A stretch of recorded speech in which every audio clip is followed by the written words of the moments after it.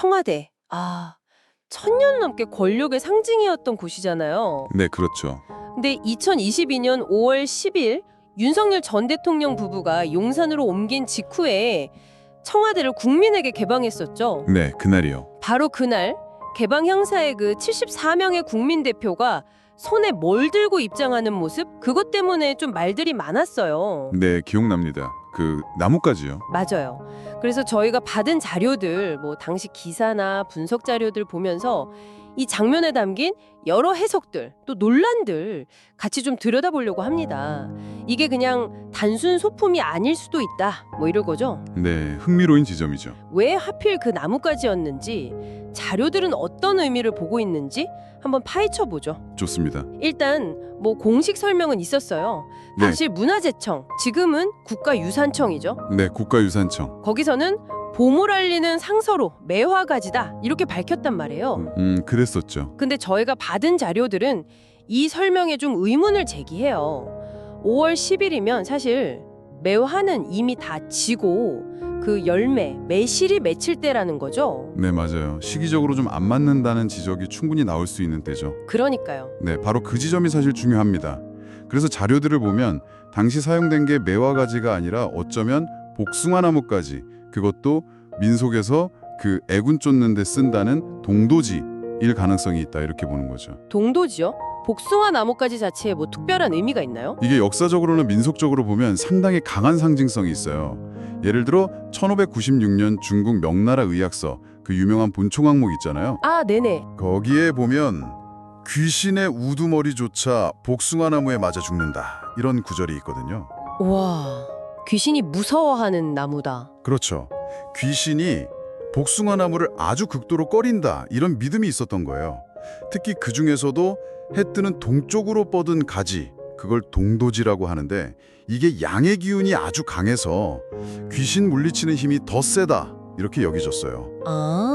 그래서 자료들이 그냥 복숭아 가지가 아니라 동도질 가능성을 콕 집어서 얘기하는 거군요. 네. 이게 그냥 믿음만이 아니라 뭐 실제 행동으로도 이어졌다고요. 도지구타법 이런 말도 나오던데요. 맞습니다. 그 고려 말 이재연의 익제집이나 조선 중기 성현의 용제총화 같은 옛 문헌들을 보면요, 복숭아 나뭇가지로 직접 귀신을 때려서 쫓거나 아니면 복숭아 가지로 빗자루 같은 걸 만들어서 연말에 집안의 나쁜 기운, 잡귀를 쓸어내는 그런 풍습이 있었다는 기록이 나와요. 아하. 그리고 보내주신 자료 중에는 정신과 의사이자 분석 심리학자이신 이부영 교수님의 분석도 인용돼 있잖아요. 네, 봤습니다. 이 교수님은 이런 행위를 단순히 그냥 귀신 쫓는 걸 넘어서 상징적인 의미에서 아주 강력한, 어쩌면 좀 잔혹하게 느껴질 정도의 주술 행위로 보셨다고 해요. 그러니까 가장 다루기 힘든 악귀, 뭐랄까, 현대적으로 보면 아주 심각한 병증 같은 걸 다스릴 때나 썼을 법한 그런 방법으로 해석하신 거죠. 와, 상당히 강한 의미네요. 그러니까 정리해보면 그 자료들은 2022년 청와대 개방 행사 때 쓰인 나뭇가지가 그냥 봄 상징 뭐 이런 게 아니라 네, 그렇죠.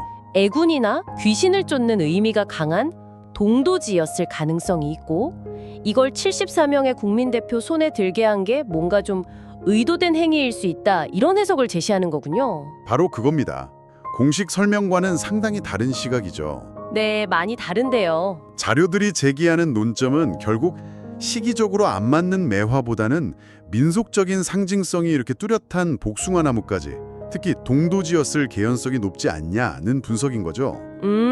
만약 이 해석이 사실에 가깝다면 이건 정말 오래된 어떤 민간 신앙의 상징이 현대, 그것도 정치 행사라는 공적인 영역에 등장한 거니까. 그러네요. 굉장히 이례적이면서도 흥미로운 사례가 되겠네요. 맞습니다. 이 해석대로라면 진짜 질문이 많아지네요. 왜 하필 복숭아 나뭇가지였을까? 그것도 동쪽 가지를 굳이. 그리고 왜 국민 대표들이 직접 그걸 들게 했을까?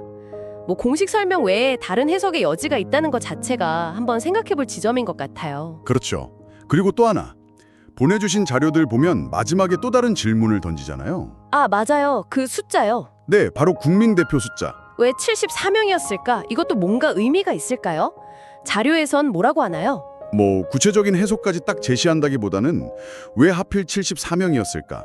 그 숫자 자체에 좀 의문을 던지는 수준이에요. 아, 그냥 질문만. 네, 뭐 우연일 수도 있겠지만 앞서 나온 그 나뭇가지 논란이랑 연결해서 보면 이 숫자에도 뭔가 숨겨진 의미가 있는 거 아니냐? 이렇게 질문을 던지는 거죠. 그렇군요. 아, 나뭇가지 정체부터 대표단 인원수까지 진짜 그날의 한 장면에 대해서 여러 해석과 질문을 던지는 자료들이었네요. 오늘 같이 살펴본 것처럼 하나의 사건 뒤에도 이렇게 다양한 해석의 결이 있을 수 있다는 점 참 흥미롭습니다. 네, 그렇죠. 이 74라는 숫자는 과연 뭘 의미하는 걸까요? 여러분도 한번 추측해 보시면 어떨까 싶네요.